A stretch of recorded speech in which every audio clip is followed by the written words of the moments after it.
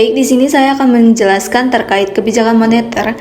Pengertian dari kebijakan moneter adalah pemerintah melalui bank sentral sebagai pemegang otoritas moneter untuk mengendalikan jumlah uang yang beredar dalam rangka mencapai kestabilan ekonomi.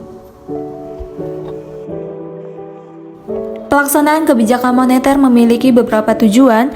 Tujuan yang pertama menjaga stabilitas ekonomi, yaitu menjaga uang yang beredar di masyarakat itu jumlahnya seimbang dengan barang dan jasa yang tersedia. Kedua yaitu menjaga kestabilan harga, agar harga-harga di pasaran itu tidak melonjak naik. Nah, yang ketiga adalah meningkatkan kesempatan kerja. Dengan adanya kebijakan moneter ini, maka kesempatan kerja akan lebih terbuka. Nah, yang keempat, memperbaiki posisi neraca perdagangan dan neraca pembayaran, yaitu dengan mendevaluasi mata uang rupiah dengan mata uang asing. Nah, intinya, kebijakan moneter itu dilakukan untuk mengatasi inflasi supaya masyarakatnya lebih sejahtera dengan keadaan ekonomi yang membaik dan stabil. Oke, selanjutnya kita masuk ke jenis kebijakan moneter. Jadi, kebijakan moneter itu ada dua macam. Yang pertama adalah kebijakan moneter ekspansif atau yang disebut easy money policy, politik uang longgar. Dan yang kedua, kebijakan moneter kontraktif atau yang disebut tight money policy, politik uang ketat. Yang pertama, kebijakan moneter ekspansif atau yang dikenal easy money policy, politik uang longgar, merupakan kebijakan bank sentral untuk menambah jumlah uang yang beredar di masyarakat ketika negara mengalami resesi depresi ekonomi. Nah, kebalikannya dari inflasi. Kalau inflasi, jumlah uang yang beredar di masyarakat itu banyak. Kalau deflasi ini, uang yang beredar di masyarakat terlalu sedikit. Oleh karena itu, diperlukan kebijakan moneter ekspansif untuk menambah jumlah uang yang beredar di masyarakat. Nah, kebijakan moneter kontraktif atau yang disebut tight money policy, ini merupakan kebijakan bank sentral untuk mengurangi jumlah uang yang beredar di masyarakat ketika negara mengalami inflasi. Inflasi adalah jumlah uang yang beredar di masyarakat itu terlalu banyak. Oleh karena itu diperlukan kebijakan moneter kontraktif untuk mengurangi jumlah uang yang beredar. Nah, kebijakan moneter ini terdapat beberapa instrumen kebijakan yang bisa dilakukan untuk mengatasi inflasi maupun deflasi. Instrumen kebijakan moneter yang pertama yaitu kebijakan diskonto atau discount policy, kebijakan dengan menaikkan atau menurunkan suku bunga pada bank umum. Nah, yang kedua, kebijakan pasar terbuka atau open market policy, kebijakan dengan menjual atau membeli sertifikat Bank Indonesia (SBI) atau surat berharga di pasar modal. Ketiga, kebijakan cadangan kas atau yang disebut cash ratio policy, kebijakan dengan menaikkan atau menurunkan jumlah cadangan kas minimum yang ada di bank umum. Kebijakan kredit selektif adalah kebijakan pemberian kredit dengan memperketat atau mempermudah dalam pemberian pinjaman kepada masyarakat. Jadi, tergantung situasinya apakah harus diperketat atau dipermudah dalam pemberian pinjaman kepada masyarakat. Kebijakan dorongan moral, kebijakan bank sentral untuk mengatur jumlah uang yang beredar dengan cara memberikan himbauan kepada bank umum dan pelaku ekonomi lainnya. Masuk kepada penghitungan jumlah uang yang beredar dengan politik cash ratio. Cash ratio policy adalah kebijakan cadangan kas, kebijakan dengan menaikkan atau menurunkan jumlah cadangan dengan kas minimum yang ada di bank umum.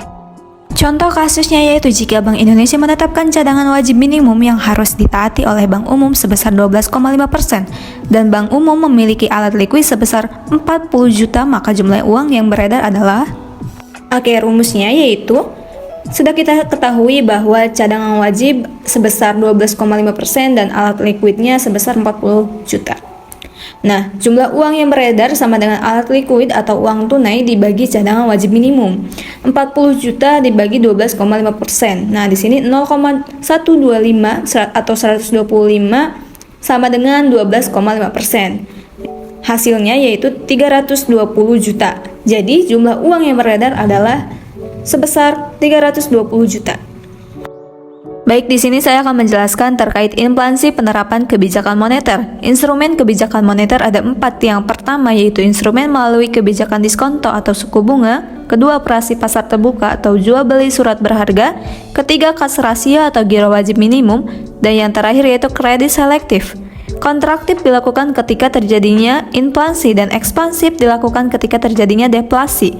Simpelnya, ketika bank sentral melakukan kebijakan ekspansif, pemerintah sedang menstimulus pertumbuhan ekonomi, dan kebalikannya jika perekonomian sedang lesu, yang digunakan yaitu kebijakan ekspansif.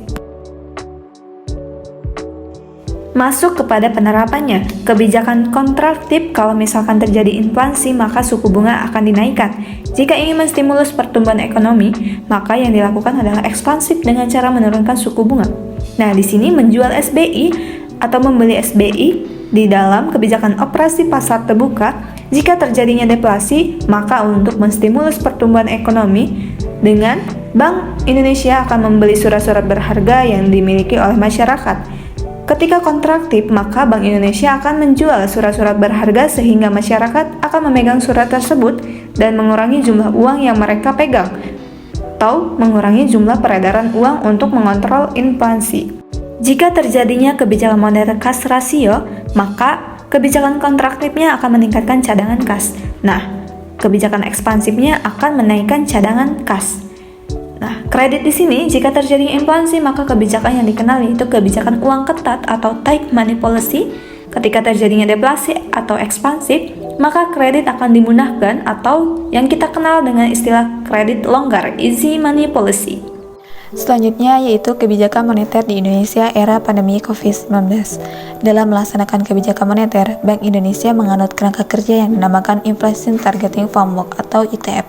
ITF merupakan suatu kerangka kerja atau framework dengan kebijakan moneter yang diarahkan untuk mencapai sasaran inflasi yang ditetapkan ke depan dan diumumkan kepada publik sebagai perwujudan dari komitmen dan akuntabilitas Bank Sentral. ITF diimplementasikan dengan menggunakan suku bunga dari kebijakan sebagai sinyal dari kebijakan moneter dan suku pasar uang antar bank atau VUAB sebagai sasaran operasional. Kerangka kerja ini diterapkan secara formal sejak 1 Juli 2005, sebelumnya menggunakan kerangka kebijakan moneter dengan uang primer atau base money sebagai sasaran kebijakan moneter. Kerangka kerja inflation targeting menurut Bernanke dan Woodward di tahun 2022, Taylor di tahun 2000, serta Svensson di tahun 2006. Bank Indonesia menyatakan bahwa tujuan akhir kebijakan moneter adalah mencapai dan menjaga inflasi yang rendah. Mengumumkan target inflasi kepada publik karena Bank Indonesia akan mengacu pada target tersebut dan Bank Sentral bertanggung jawab jika target tersebut tidak tercapai. Bank Sentral adalah independen dan bebas dari campur tangan pemerintah. Tidak terdapat kristal dominan yang mengganggu stabilitas perekonomian nasional. Dampak pandemi COVID. WHO bersama International Labour Organization, Food and Agriculture Organization, dan International Fund for Agricultural Development pada Oktober 2020 menyatakan bahwa disrupsi sosial ekonomi akibat COVID-19 amat besar. Puluhan juta orang dapat jatuh menjadi amat miskin. Jumlah orang kurang gizi di dunia yang pada Oktober 2020 diperkirakan 690 juta orang akan bertambah lagi sekitar 132 juta sampai akhir 2020. Usaha mengalami tantangan amat berat, sekitar setengah dari 3,3 miliar pekerjaan di dunia menghadapi resiko kekurangan uang atau kehilangan pekerjaan dalam berbagai tingkatannya. Sektor ekonomi informal juga terpukul hebat. Jutaan petani di dunia, begitu juga pekerja imigran menghadapi situasi ekonomi yang berat dengan berkurang atau bahkan hilangnya penghasilan mereka. Masuk kepada kesimpulan, kebijakan moneter merupakan kebijakan yang sangat berguna untuk masa sekarang dan masa mendatang. Dengan kebijakan moneter ini, semua menjadi lebih mudah, stabil, dan terarah sesuai seperti target yang diinginkan pemerintah. Walaupun setiap kebijakan memiliki kelemahan, tapi Bank Indonesia masih memperbaiki diri, meneliti lebih dalam lagi agar dituntaskan gangguan yang sering mengganggu di perekonomian Indonesia. Pasti banyak sekali gangguan yang terjadi.